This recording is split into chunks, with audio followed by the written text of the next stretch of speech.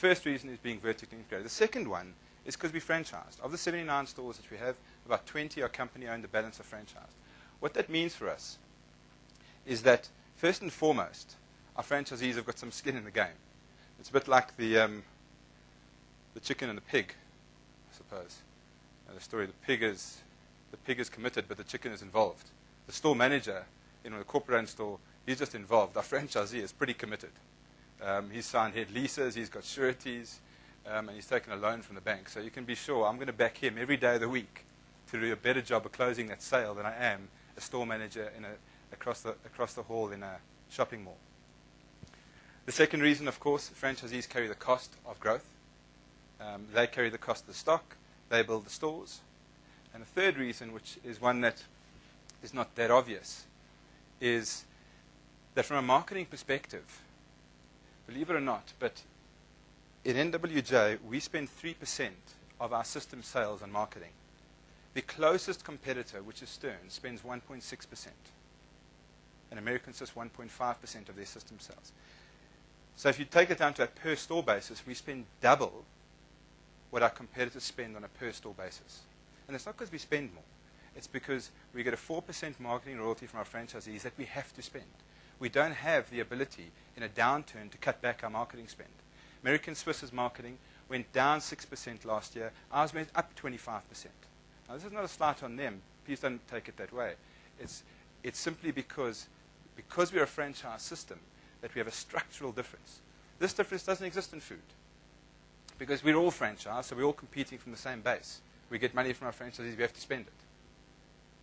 So, if you want to talk sort of MBA speak and share of voice and things like that, our share of voice increased 25% last year, from just under 13% to 16% of the category spend was spent by us. American Swiss with 200 outlets spent 19%. So certainly, in terms of spending ahead of where our size is and our market share growth, we're spending well ahead of that, which is why, despite in the second half of last year, sales of 1.3%, our transactions were up over 10% year on year. It was simply countered by the fact that consumers had bought down.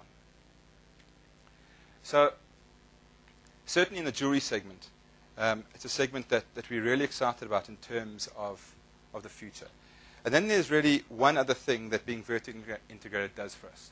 You guys may have read about David Downs. Nobody's called me mad yet, which means you probably haven't read about it. But essentially, David Downs, I'll explain to you what it is. David Downs is a 16 square meter footprint in a macro in Springfield Park. Now that you've all digested that we are selling jewelry in a macro. I'll also tell you that we are only selling upmarket jewelry in a macro. We're selling 9 and 18 karat gold and white and yellow gold and platinum, half, 1 carat, 1.5 and 2 carat rings, earrings and pendants, and gold chains. So now you must think we've lost our mind completely.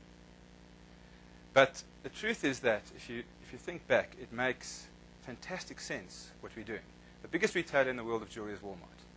Costco comes a close second in the States.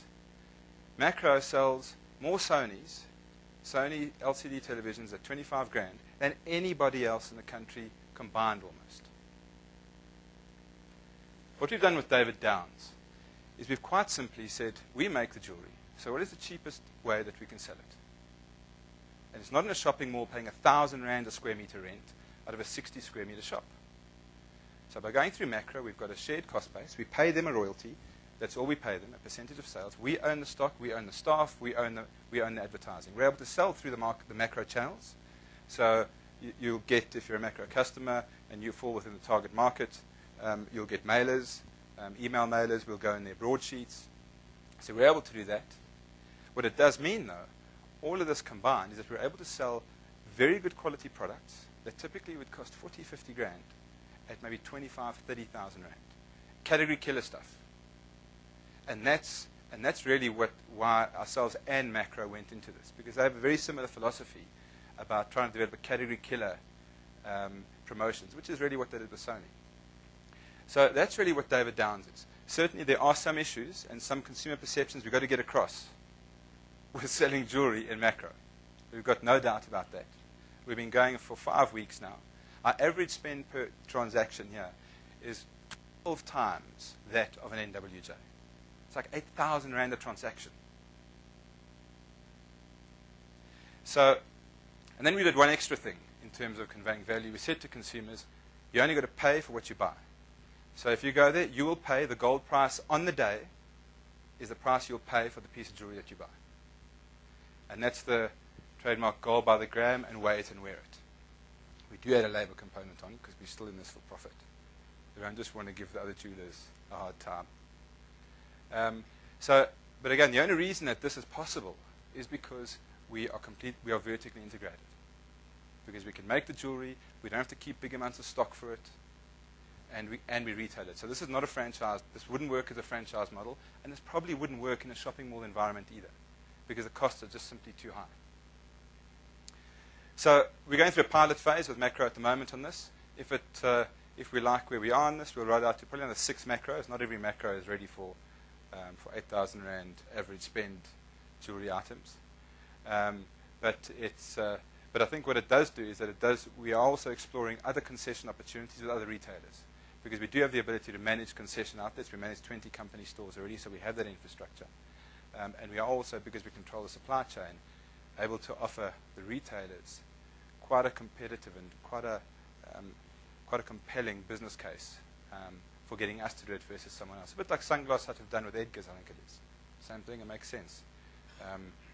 Retailers don't understand stock turns of jewelers. They just hate it. The thing just doesn't work with general merchandise and that type of thing. So, really in summary, those are sort of the main things main reasons why we think that jewelry is a great place for us to be, and particularly in the format that we've chosen to get into this category. We get great structural advantage. We have greater ad spend. And you'll know that that's just it should be a juggernaut that just doesn't stop. Because next year we will get even bigger again, and we'll eventually be spending more than American Swiss will. We have great customer focus, control over newness and innovation, and importantly, as we saw in December, ability to adapt to changing consumer needs. And certainly it's given us the ability to go into new opportunities that we hadn't even thought of before, particularly the one around this concessioning and running concessions in big retailers. And that's, you get into a big retailer and it's another 40 to 100 doors. So the opportunities there are substantial.